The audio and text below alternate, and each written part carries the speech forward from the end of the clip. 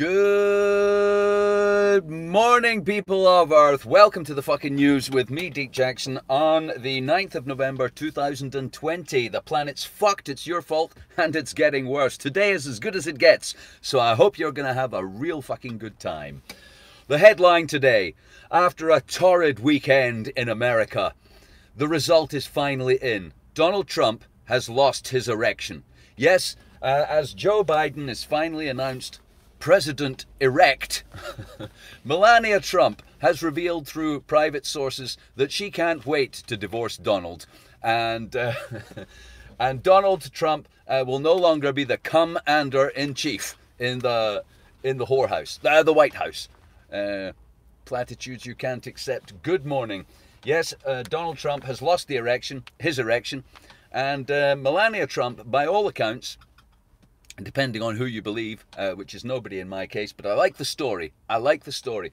Melania Trump is going to divorce Donald Trump the day after he's not president. And other sources have revealed they have a prenup agreement, which says that Melania Trump, quite a lot of things in this prenup. First of all, she gets no money, ever. Not a fucking penny. Not a red sou, not a red cent, not a sou, not a cent, not a penny, nothing, absolutely nothing. And I believe she's negotiating to have her progeny, her son, Baron, which is, I like the word Baron, it has two meanings. He's Baron, as in some sort of cunt. I mean, count, he's some sort of cunt. Count, cunt. Baron Trump is some sort of cunt count in the aristocratic sense, but it also means one who is without child. And Donald Trump is a man who likes good breeding.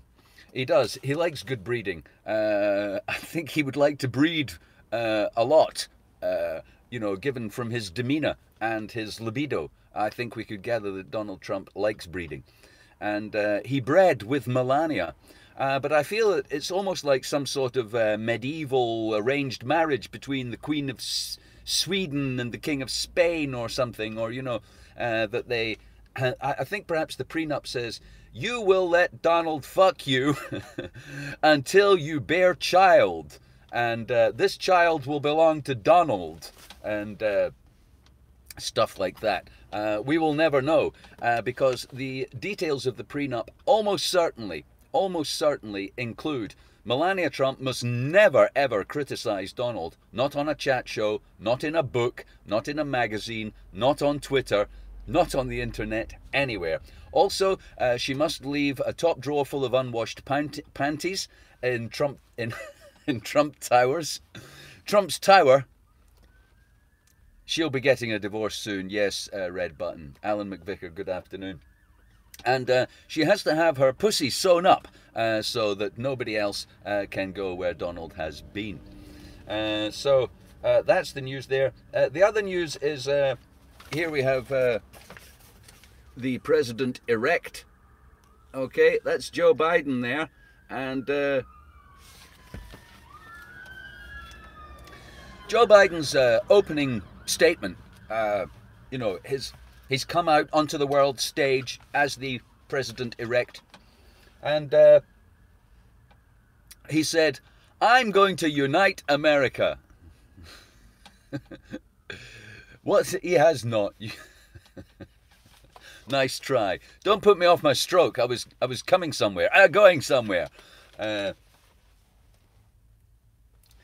Biden's opening speech says he's going to unite America. He's not the enemy of Trump supporters. He wants to bring all of America together in a nice, warm cuddle where he can sniff your hair.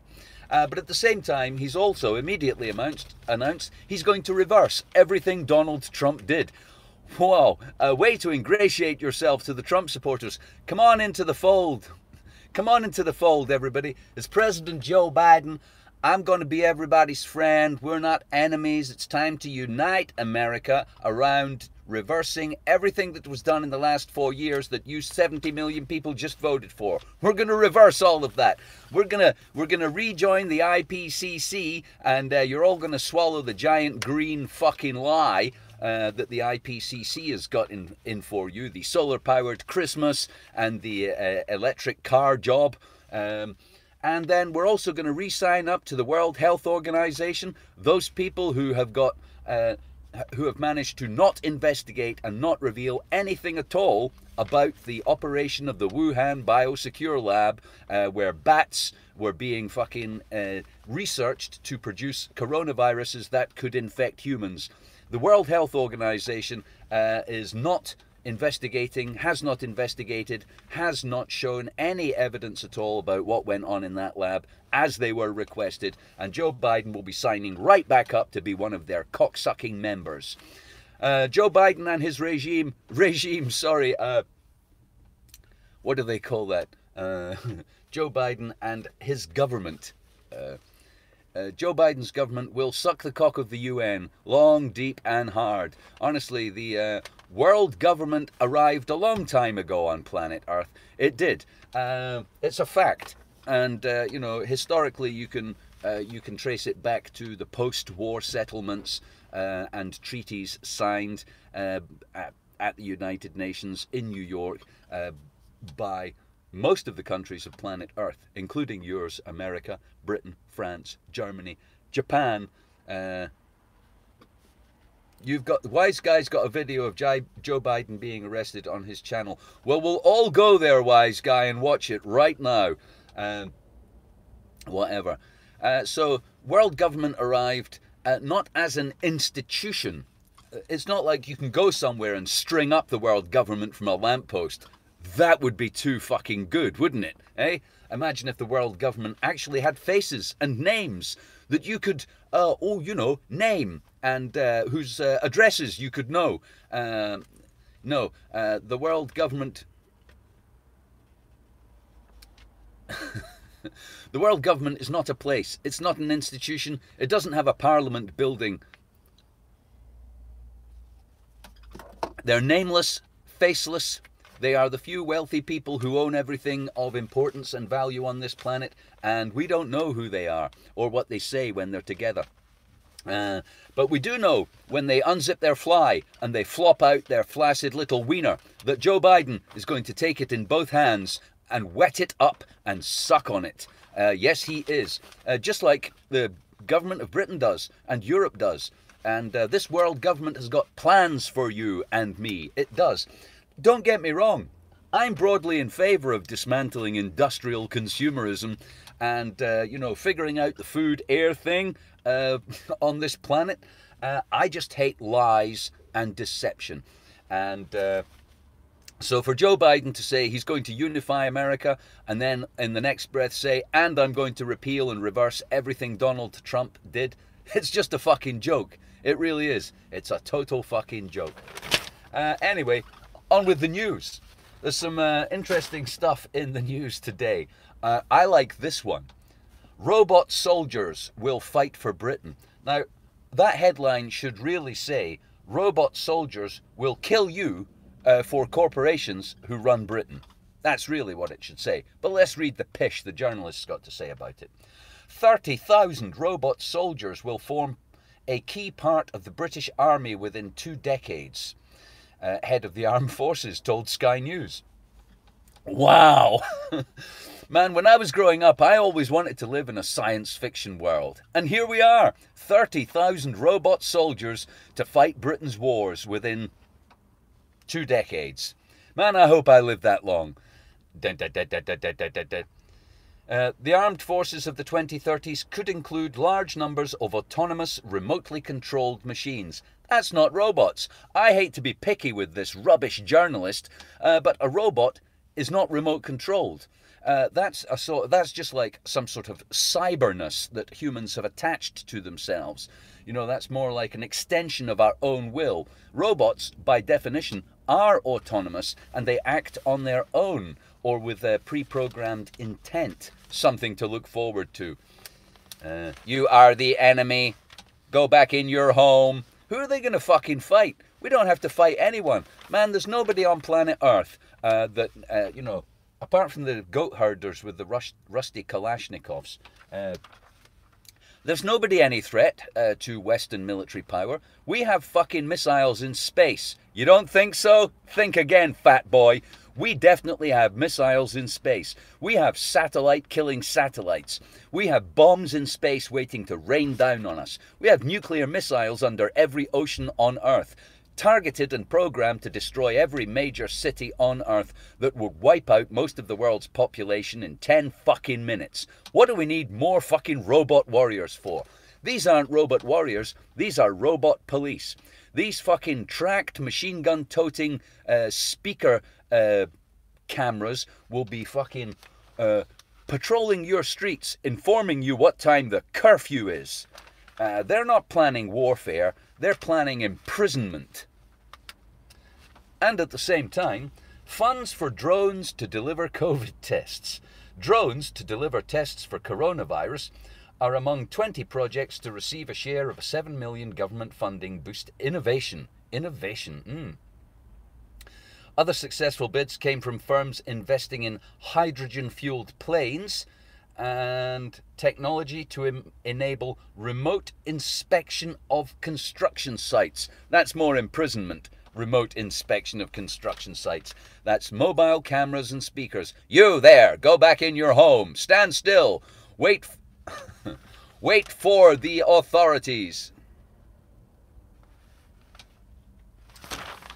In India, an airline passenger arriving from Dubai was found to be smuggling gold worth nearly £4,000 in his trouser fly. The Indian government has introduced a tax of 16% on the precious metal coming into the country.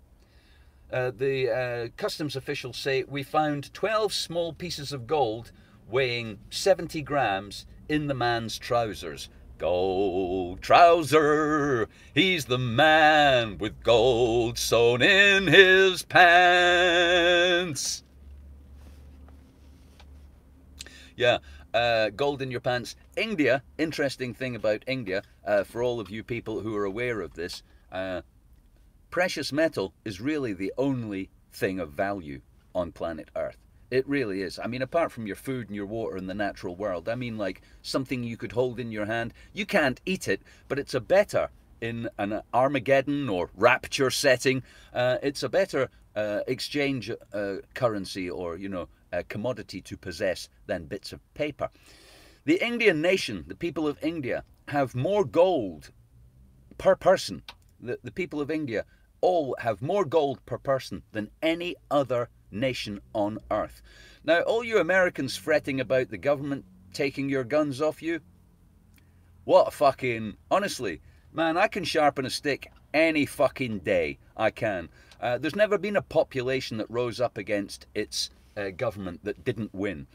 Populations are de facto far larger than any police or army ever. If the population decides to get rid of a government, it's stones and sticks and Molotovs. No problem. You don't need a fucking fully automatic AR-15, all right? But long, long ago, the people of America had all their gold and silver taken off them, impoverishing them and making them poor, you know, poverty-stricken fucking peasants. That's right. Go back to 1908, I think it was. All gold and silver was removed from private hands, and only collectors were allowed coins or bullion or ingots of any kind. That's when you became slaves, America. You're not free because you've got a gun and a box of ammo in the fucking garage. You're a slave because you don't have anything of value. You're basically just a paper-pushing fucking mouth. Oh, paper consume shit. The people of India know what wealth and freedom is, and it's having your money round your neck and on your fingers. Gold. That's your freedom. Biden offers hope of reconciliation with an olive branch to Trump voters before saying, I'm going to reverse everything Donald Trump ever did. Does that mean he's going to make Melania want to be with Donald again? If he's going to reverse everything he ever did? I don't think so. Boris Johnson, the head of the government of Britain, is going to have to reach out to Donald Trump because we need a trade deal. We need a trade deal because we're leaving Europe, and Europe's our biggest trading partner, actually. So we're going to lose a lot of trade, if you like. There's going to be a bit of a downturn in our economic fortunes. And so we need a trade deal with America. And Trump would have given us one. Hey, presto, you're like a rabbit out the hat. Boing, here we go. Hey, very good. We got a trade deal. Would have looked good for Trump, would have looked good for Johnson. Not like that anymore. And now Johnson will have to beg and, you know, crawl on his hands and knees to the Biden administration for a trade deal. So that will be interesting. Kamala Harris, the woman who broke the glass ceiling. I'm sure some of you know this, but if not, it's an interesting thought. Hillary Clinton had an actual glass ceiling built for her celebration at the end of the 2016 presidential election when she thought she was going to win. The fake glass ceiling was going to shatter. It was probably made of, you know, sugar or something. It was going to shatter, and confetti and balloons were going to fall down, raining on her, like a kind of, you know, a sort of confetti version of Carrie. Instead of blood and gore and everybody dying, this confetti would fall down, and everybody would be raptured, and Hillary would be pronounced Queen of Hearts. But that didn't happen, and so instead metaphors about the glass ceiling are now being applied to Kamala Harris, who is not only the first woman vice president, but she is the first what they call a black ethnic minority person of color vice president ever. So good luck when she becomes president. Even if Joe Biden doesn't die, which is fucking, I'd put money on it, before the next election, she's a shoo-in, having been vice president for the next 4 years, to run on the Democratic ticket against Ivanka Trump. I mean, whoever the Republicans pick. Trumpism, of course, is not going away. And the 70 million people who voted for not regulation, not taxation, not global institutions that run your country secretly from afar through the vehicle and mechanisms of treaties and accords. Those people aren't going away either. And speaking exactly of that, Biden's future. US alliances will now be respected, says the Independent newspaper. Joe Biden is a conventional politician. That means he's a lying, cocksucking prick. That's what a conventional politician is. A lying, cocksucking prick who will say anything for the check. And that's a conventional politician. He will respect America's alliances, deals. He will respect the deals that America made with you. You're like some big bargaining chip that shuffles across a game board that you've no idea exists in a hotel room you didn't know anything about, as the few rich, wealthy people slide their populations around and pile up wagers on who they can fuck for the most profit. That's conventional politics. It will respect America's deals, alliances, and international obligations, you know, contracts to sell your ass. He will re-engage with efforts to deal with the climate emergency. He will lie to you about doing anything about the climate. There's nothing to be done about the climate.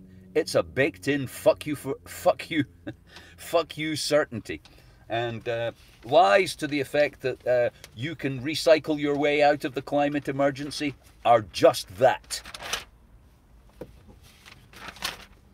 All right, well,